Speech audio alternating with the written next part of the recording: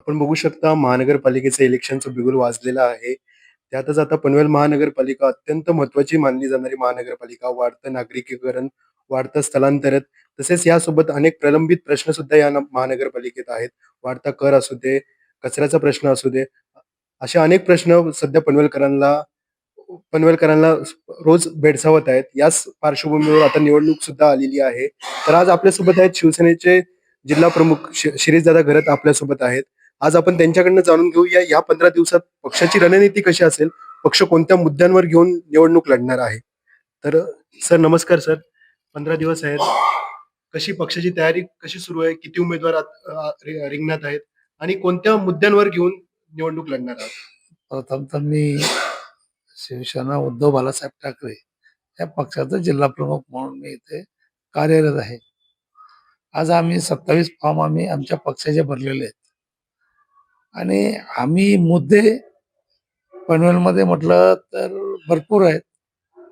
पाण्याचा प्रश्न आहे, टॅक्सचा प्रश्न आहे, कचऱ्याचा प्रश्न आहे, रोडचा प्रश्न आहे, गटारांचा प्रश्न आहे.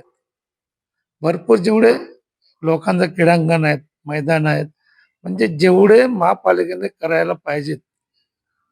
जेव्हापासून महापालिका ही तयार झाली, जी 5-7 वर्ष गेली, त्याच्यामध्ये त्यांनी काहीच केलेलं नाही. केले ते फक्त लोकांना दिसेल असं समोर काही चांगलं आहे. पाठीमागे बघितलं ना, सगळे घाण आहे. समोर तोंडाला पावडर लावलेली. आपण जसं माणूस पावडर लावतो, अशा प्रकारे तोंडाला पावडर लावतात. तसे या महापालिकेने समोरचं काम केलंय. पाठीमागचं काही काम केलेलं नाही. पावसाळ्यामध्ये मोठे मोठे खड्डे पडलेत. ग्रामीण भागामध्ये तर एवढे खड्डे पडलेत की ग्रामीण भागामध्ये एवढे खड्डे पडले की गाडी चालवायला सुद्धा रस्ता नाही. आणि दुसरी त्याच्यामध्ये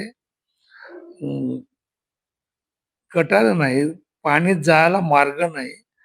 आणि इथला जो सांडपाण्याचा जी घाण आणि जी रोजची डंपिंग कचऱ्याची, ती कुठे टाकण्यासाठी त्यांना जागा नाही. असे विविध प्रश्न या महापालिकेच्या दृष्टिकोनातनं इथे आहेत.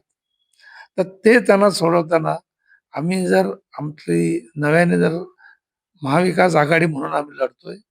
त्याच्यामध्ये तर आमची महाविकास आघाडीमध्ये शेतकरी कामगार पक्ष आहे, राष्ट्रवादी, काँग्रेस आहे, रासप आहे, मनसे आहेत, शेतकरी कामगार पक्ष आहे, शिवसेना उद्धव बाळासाहेब ठाकरे, असे आम्ही एक महाविकास आघाडी आमची ठरलेली आहे. त्याच्यामध्ये जेव्हा आमची सत्ता आली तर पहिला प्रश्न आम्ही ह्या इथल्या राहणाऱ्या लोकांचा टॅक्सचा प्रश्न आहे. तो जेन्युइन प्रश्न आहे की ही ड कॅटेगरीची महापालिका असून तिला टॅक्स एकदम भयानक लावलेला आहे. मग तो पहिला प्रश्न सोडवणार. दुसरा पाण्याचा प्रश्न सोडवणार आहे. तिसरा रस्त्याचा प्रश्न आहे आणि घनकचरा योग टाकतायत त्याचा प्रश्न आम्ही पहिला घेणार आहोत. सर आपण बघू शकता गेले 1 ते 1.5 वर्ष महाविकास आघाडी पनवेलचे प्रश्न घेऊन चांगली मैदानात आलेली होती.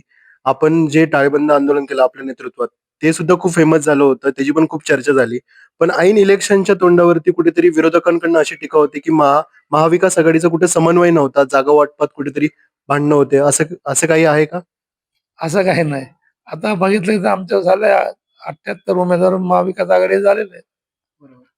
म्हणजे हे फक्त अफवा आहे, असं काही नाहीये. महाविकास आघाडी पूर्ण ताकदीने मैदानात लढणार आहे. हो, नक्कीच. कारण बघा, समोरच्याला अफवा करायला पैसे लागत नाही. वास्तुस्थिती त्यांनी बघावी ना, की आमचे 78 उमेदवार महाविकास आघाडीचे महापालिकेमध्ये आहेत. पण आता त्यांचा पैशाचा जोर चालू आहे उमेदवार फोडण्यासाठी. पैसे फेकतायत. अरे पण कशासाठी? उमेदवार आहे ना, तो पैसे फेकू नका ना. लढा तुम्ही ना. लढण्याचं काम करा. पैसे देऊन उमेदवार पळवण्याचा प्रयत्न करता. हे चुकीचं आहे ना. महाविकास आघाडी पलपुटी नाहीये. कुठेतरी भाजप धनशक्तीचा वापर करून उमेदवारांचे अर्ज मागे घेणे, दबाव तंत्राचा वापर करतात असं वाटतंय का? हो, तेच काम चालू आहे भाजपाचं. पनवेलमध्ये झालं नाही कालचं, जो उमेदवार अपक्ष झाला ना, त्याने अगोदर सेटिंग लावून त्याला त्याचा फॉर्म बाद केला ना आता दुसऱ्या उमेदवारांचे जे पाठीमागे लागलेले आहेत हे हे भाजपाचं काम आहे. काय आता शेवटचे आता 15 दिवस आहेत, पनवेलकरांना काय आवाहन कराल?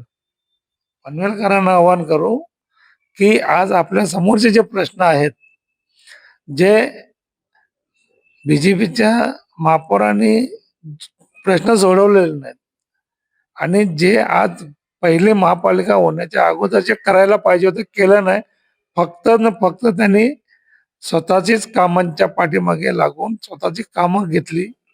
त्यांचे कामं घेऊन त्यांच्याच लोकांना कामं दिली आणि अशा प्रकारे जो त्यांनी काम चालू केलं ते आम्ही पहिला बंद करू. हे जनतेला आम्ही आवाहन करू आणि हे पहिले जनतेचे प्रश्न आहेत ते आम्ही सोडून घेऊ. दे धडक बेधडक वृत्त देणाऱ्या आपल्या शिवसत्ता टाइम्स न्यूज चॅनलला लाल बटन दाबून सबस्क्राईब करा आणि बेल आयकॉनला क्लिक करायला विसरू नका.